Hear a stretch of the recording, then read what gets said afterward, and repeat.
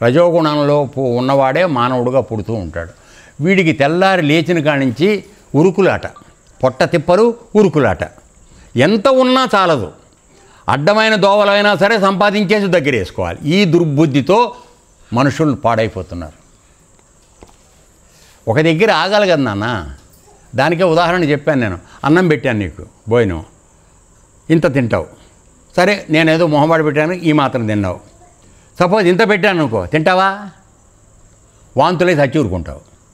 అదే డబ్బు విషయంలో ఒక కట్ట వేసా, అన్నీ ఉన్నాయి కదా, ఇంకో రెండోది కూడా ఇస్తే బాగుండు అనిపిస్తుంది నీకు.